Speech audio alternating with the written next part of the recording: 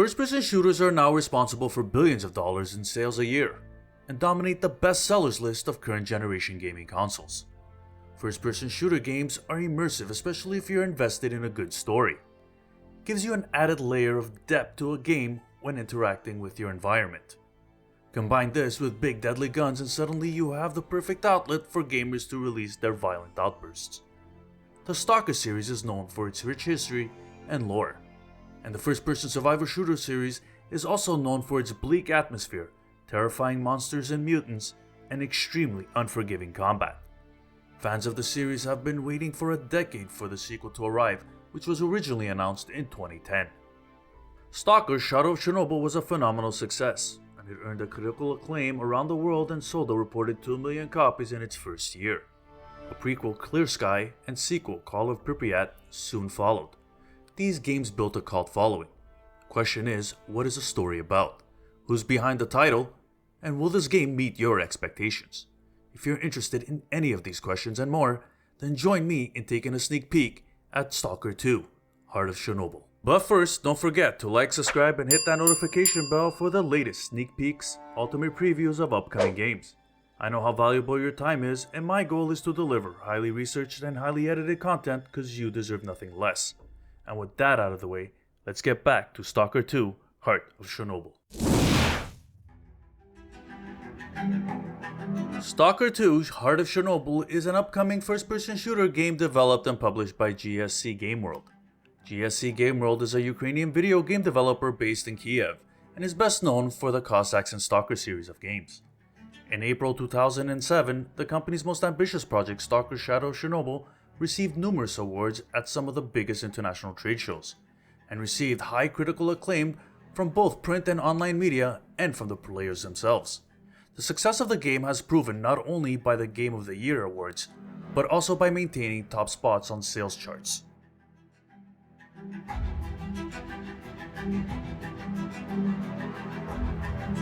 What is the story about?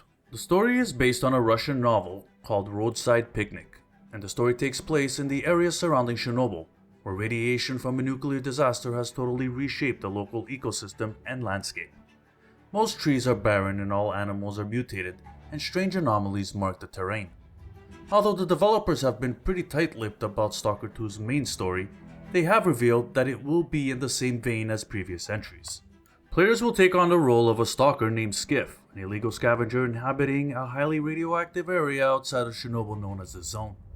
It's up to the stalker to explore the zone while fighting off nightmarish abominations standing between them and the treasures scattered throughout the environment. You'll also run into bounty hunters that delve deep into the zone as well. Some of them are running from their past, others blinded by money, and some are obsessed with finding the truth behind all the mysteries. Stalker 2 is a standalone project that can be enjoyed on its own, and at the same time they recommend to complete the previous games for maximum level of immersion. If you're a Stalker fan and played all the previous games, do you agree with that statement? Comment down below, I'm kind of curious to see what you guys think. Stalker 2: Heart of Chernobyl will take place in a vast open world where every choice will drastically affect the game's narrative as well as the world itself. The zone will constantly be changing depending on the event and encounters happening within it. The game developers promise an extensive branching story with multiple endings, giving players a unique experience with each additional playthrough. The game will take advantage of an advanced world simulating system called A-Life 2.0 that will transform the zone into a living, breathing wasteland. The various factions and mutants living in the zone will interact with each other even if the player isn't around to see it. And if the trailer accurately represents Stalker 2's environment, then the fans have a lot to be excited about. Stalker 2 will also have a multiplayer mode, but will be released soon after the release date as a free update for the game. There have been some controversy regarding Stalker 2 and NFTs. Although I dabble in cryptocurrency, I do not support NFT in video games, and that's just my opinion. So while I was following the game closely, GSC Game World tweeted about NFTs in their game. We are totally focused on the game. NFTs won't affect gameplay, and everyone who get the game can play and have the complete experience, because all NFTs is fully optional. This game has so much depth it doesn't need NFTs to succeed, and it was later overturned. We hear you. Based on the feedback we received, we've made a decision to cancel anything NFT related in Stalker 2. The interest of our fans and players are the top priority for our team, and we're making the game for you to enjoy. Whatever the cost is, if you care, then we care too. And it's so refreshing and rare to see a developer listen to their fans, and that statement speaks volumes. A lot of these game studios should follow that example. GSC Game World has announced that it has delayed the release of Stalker 2 Heart of Chernobyl to December 8, 2022, and the game was previously planned to launch April 28.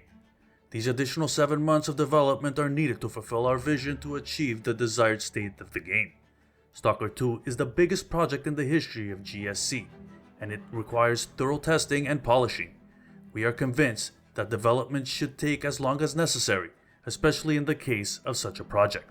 The game uses Unreal Engine 5 and will launch on PC and Xbox Series as a console exclusive, as well as coming to Xbox Game Pass on day 1. Microsoft reportedly only has a 3-month exclusivity period for the game. The game will also be sold in the Standard Edition, Deluxe Edition, and Ultimate Edition.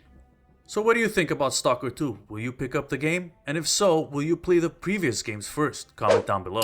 And don't forget to like, subscribe, and hit my notification bell to help the channel grow. And don't forget to check out my last video, Nightingale. And as always guys, thank you for stopping by my channel. I'm Az, and thanks for watching.